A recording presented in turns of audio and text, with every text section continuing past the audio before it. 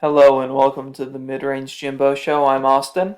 And I'm Michael. And if you'd like to hear about basketball content, well, stay tuned. We're going to talk about the veteran extensions and whether they're worth it or not. So if you like this, drop a like and subscribe. We'd really appreciate it. So first, we have Giannis Antetokounmpo. And if you haven't heard already, he signed his max extension with the Milwaukee Bucks, which, if you ask me, that's huge for small market teams. It actually, shows them that, hey, we do have a chance of holding on to our superstar once he's able to, leave, basically.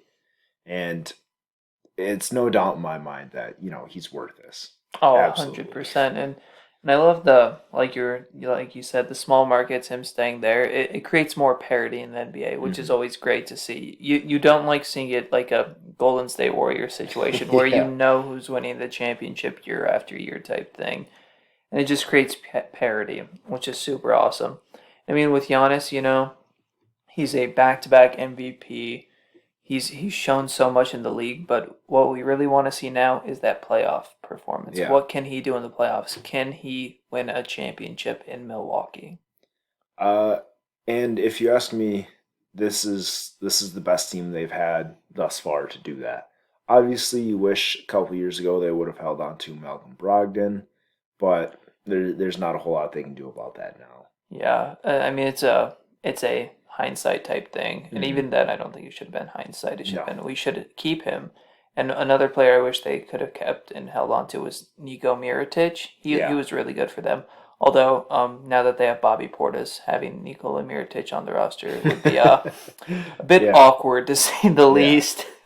Well, I mean, after that incident did happen, Mirotic started to go off when he was on the He Bulls. did. This So, is true. but yeah, obviously, two-time MVP, reigning Defensive Player of the Year, he's worth it. You could throw him $500 million and he'd be worth it.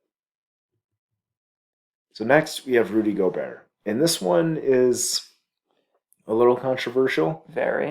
If you ask me, for the Utah Jazz, it is absolutely worth it because we talked about small markets with Giannis. Same thing goes with Rudy Gobert and Utah.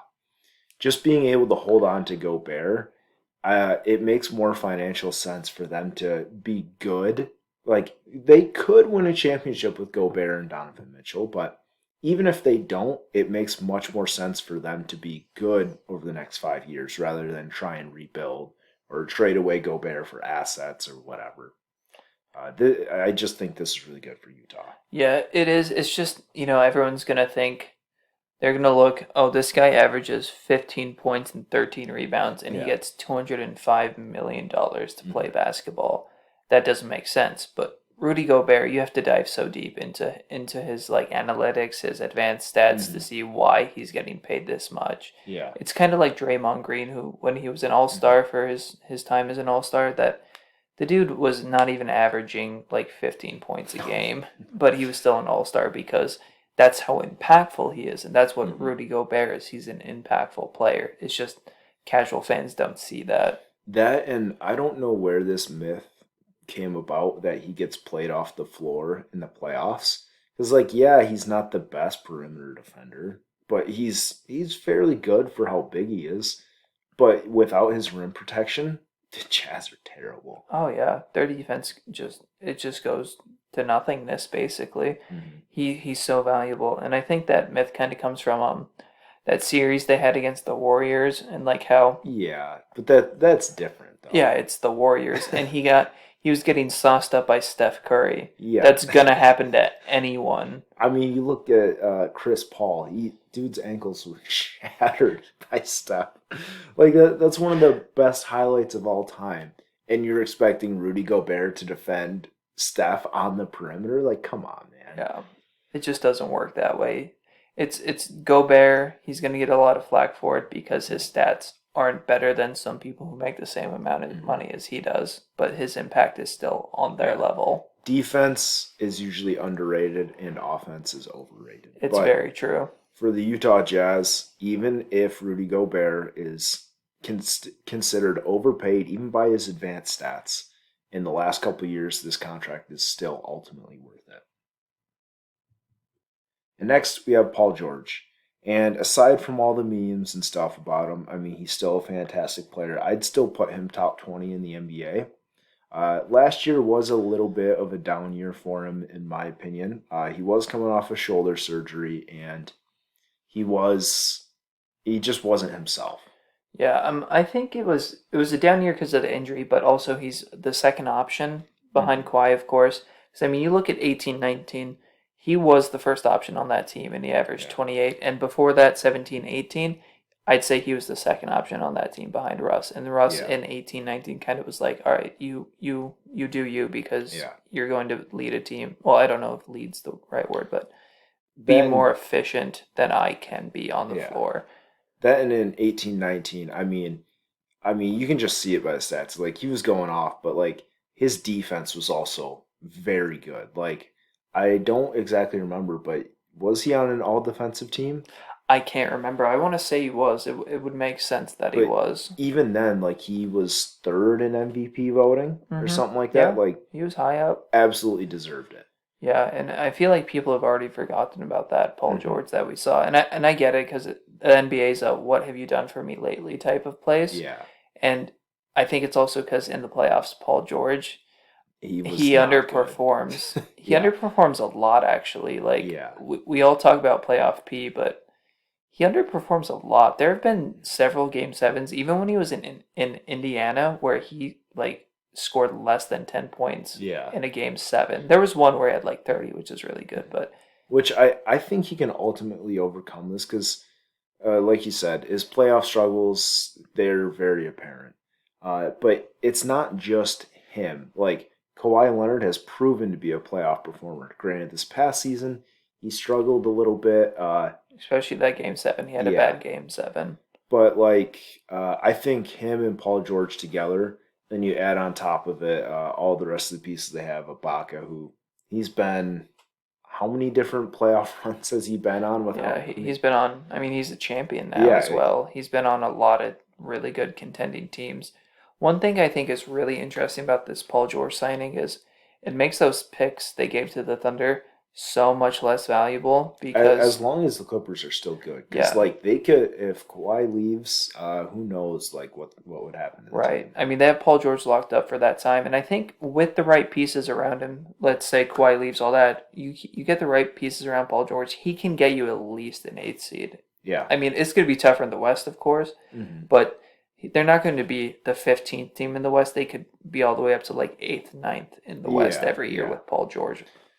Ultimately, I think as long as Paul George doesn't just drop off a cliff, I think this contract will be worth it. Uh, I think this might just be more of a like, let's wait and see, and we'll see how it plays out. I'm not entirely sold on this one. Yeah, it's definitely a we have to see what happens here. And next, we have LeBron James, which I'm not even going to talk.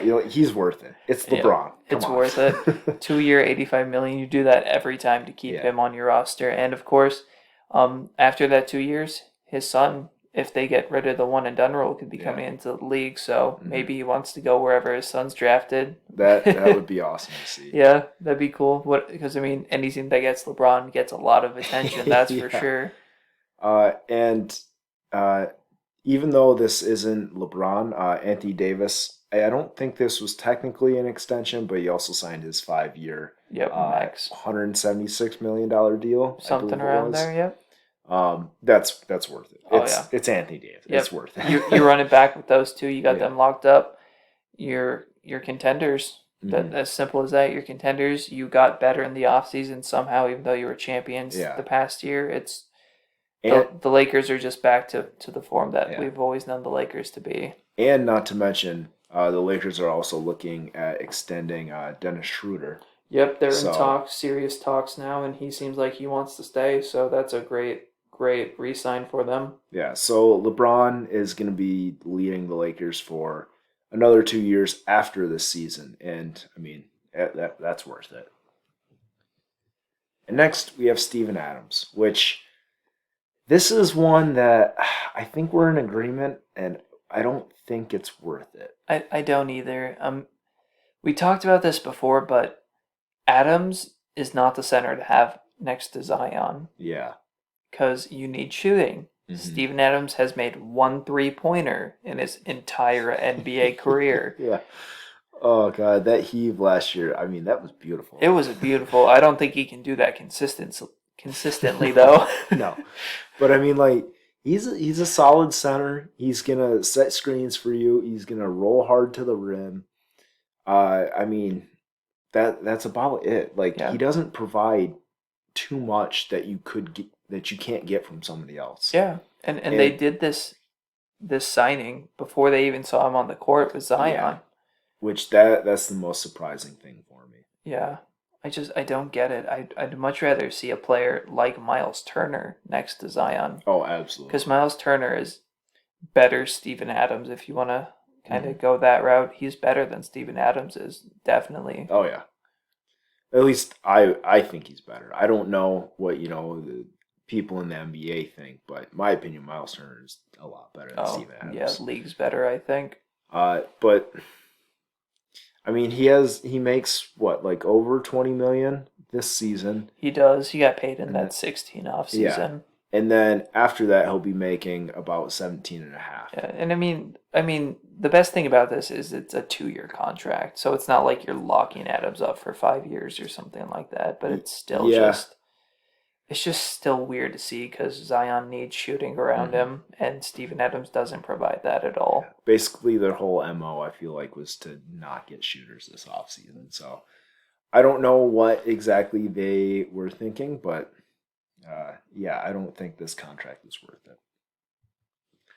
So next, we have Monte Morris, which we only have 2 years of stats for him because his first year in the NBA, he was on a two-way deal. Yep. And he only played 2 or 3 games for the Nuggets. Something like that. It was a really low amount of games. Of course, it was more than likely garbage time, stuff like that. But obviously, these past 2 seasons, he's looked really good as a bench point guard. One thing we don't have showing here is we have his assists up here, but his turnovers, he doesn't even average a turnover a game. Yeah, his assist to turnover ratio is one of the best in the league. And for a backup point guard, you really can't ask for much more than, hey, take care of the ball. Yep, he takes care of the ball. He can score a little bit too. Of course, he's a really good 3-point shooter as well. And he's doing this all being efficient, keeping the ball from being turned over, and he's 5'11". He's doing all this, and he's at a disadvantage height-wise. And something that else that we didn't realize is the reason why we have Monte Morris grouped into these guys instead of the rookie extensions is because this is technically his 3rd contract in the NBA. Yep. After he was drafted in the 2nd round by the Nuggets, he signed a 2-way deal, and then after that, he signed a 3-year, $4.6 million deal. The final year of that being in 2021. So this extension would be his 3rd contract, which technically that's a veteran extension. It is, yep. And good on him. He's made a career out of this. Yeah. He's a really good player. I mean, who knows? Maybe he can teach what's that guy's name? Campazzo from the Nuggets as well. I think Campazzo is slightly older than Monte Morris. Oh, is he really? Yeah, because I know he spent quite a few years in the EuroLeague and stuff like that. But because I believe he's Italian, right? Yeah, yeah. But Monte Morris, I mean, I would love to see him, get a shot to be the starting point guard for a team. But this is a great move for Denver, locking him up around $9 million a year. It's a great contract. Yeah. Great contract for them. He's worth it, and they just gotta build not around him, but build other pieces around him to help Jokic and Murray. So I want to thank you guys for watching. If you agree with us, let us know. If you disagree, also let us know. We'd love to hear what you think. And thank you guys for watching. If you liked the video, go ahead and drop a like and subscribe. We'd really appreciate it. And let us know if we left anyone off the list that we should have talked about. There's a few other guys out there who got extended, but I think these were kind of the bigger ones that we wanted to talk about and discuss today. Just cut it off. Yep.